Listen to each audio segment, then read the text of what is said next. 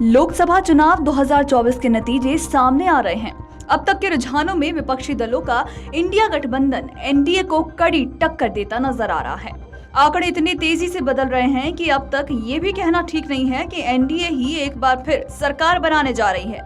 विपक्षी दलों ने उत्तर प्रदेश और बिहार जैसे बड़े राज्यों में खेल कर दिया है, यानी कि बीजेपी को बड़ा नुकसान झेलना पड़ा है और वो खुद के दम पर बहुमत से काफी दूर है।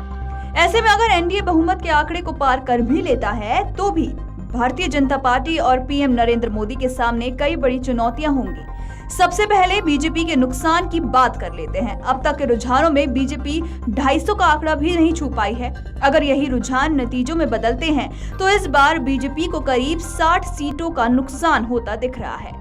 सबसे बड़ी बात यह है कि अयोध्या में राम मंदिर के उद्घाटन के बावजूद उत्तर प्रदेश में बीजेपी और एनडीए को बड़ा डेंट लगा है। यूपी की 80 सीटों में से बीजेपी करीब 36 से 40 तक सिमट के रह चुकी है, तो वहीं समाजवादी पार्टी और कांग्रेस के गठबंधन को 40 से ज्यादा सीटें मिल चुकी हैं। जो नतीजे और रुझान सामने आ रहे हैं उनसे साफ है कि बीजेपी को अब सरकार बनाने के लिए अपने सहयोगी दलों का हाथ थाम कर चलना होगा। लेकिन राजनीति का इतिहास बताता है कि गठबंधन के साथ ही हाथ झटकने में बिल्कुल भी देर नहीं करते। हवा अगर इंडिया गठबंधन की तरफ बहने लगी तो बीजेपी के सामने सबसे बड़ी चुनौती अपने कुनबे को बचाने का होगा। ये ठीक वैसा ही है जैसे कुछ सालों पहले कांग्रेस के साथ हुआ था।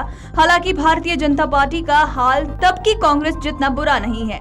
बीजेपी के बड़े सहयोगी दलों की बात करें तो इसमें बिहार के सीएम नीतीश कुमार की जेडीयू भी शामिल है, जिसे राज्य की 40 में से 15 सीटों पर बढ़त मिली है।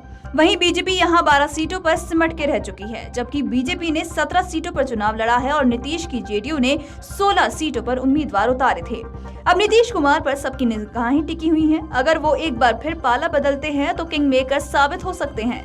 साल 2014 की बात करें तो साल 2014 में बीजेपी ने नरेंद्र मोदी के नेतृत्व में 543 में से कुल 282 सीटें हासिल करी थी, यानी खुद के दम पर बहुमत के पार पहुंच गई थी। इस दौरान बीजेपी के पास पूरी बार्गेनिंग पावर थी, यानी कि गठबंधन के साथियों का कोई भी दबाव नहीं था।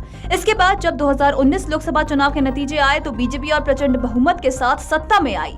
पार्टी ने 303 सीटों पर जीत हासिल करी। इस बार पार्टी का कॉन्फिडेंस 7वें आसमान पर था और बीजेपी ने बिना हिचकिचाते हुए वो हर काम किए जो उसके एजेंडे में थे। अब 2024 में भी बीजेपी को यही उम्मीद थी कि वो बहुमत के आंकड़े को पार कर लेगी और इस बार तो 400 पार का नारा लगाया हुआ था। हालांकि रुझान और नतीजे कुछ और ही बात कह रहे हैं। इन नतीजों का बीजेपी की बार्गेनिंग पावर पर कोई भी असर नहीं पड़ रहा है। अगर एनडीए की सरकार बनती है तो बीजेपी को कई बड़े मंत्री पदों पर समझौता करना पड़ सकता है, क्योंकि अगर किसी सहयोगी दल ने साथ छोड़ा तो सत्ता का सिंहासन हिल सकता है। आपको बताते चले कि तीसरी बड़ी चुनौती बीजेपी के लिए उसके एजेंडे पर काम करना होगा। दरअसल 2014 के बाद से बीजेपी ने अपने तमाम एजेंडों पर काम किया और उन्हें पूरा भी किया। अब पार्टी के एजेंडा में यूनिफॉर्म सिविल कोड यानी कि यूसीसी, एक राष्ट्र एक चुनाव और जनसंख्या नियंत्रण कानून जैसे बड़े मुद्दे थे। अब जैसा कि रुझान दिखा रहे हैं कि बीजेपी को बहुमत हासिल नहीं हो रहा है, ऐसे में बीजेपी के सभी मुद्दे ठंडे बस्ते में जाते दिखाई दे रहे हैं। किसी भी एक मुद्दे पर बीजेपी को हर सहयोगी दल को साथ लेकर चलना होगा। नीतीश कुमार के अलावा तेलुगु देशम पार्टी यानी कि टीडीपी ने भी आंध्र प्रदेश में बड़ा उलटफेर किया है। पार्टी कुल 16 सीटों पर आगे चल रही है। ऐसे में विपक्षी दलों में चंद्रबाबू नायडू से संपर्क साधना शुरू कर दिया गया है। आपको बता दें कि नीतीश कुमार की जेडीयू के बाद विपक्ष की नजरें टीडीपी पर ही टिकी होगी। इसी तरह एनडीए के बाकी दलों को भी तोड़ने की कोशिश होगी। वीडियो डेस्क अमरउजाला.com। अगर आप ये वीडियो YouTube पर देख रहे हैं तो हमारे चैनल को सब्सक्राइब करें और बेल आइकन को दबाना ना भूलें। अगर आप Facebook पर ये वीडियो देख रहे हैं तो हमारे पेज को लाइक करें।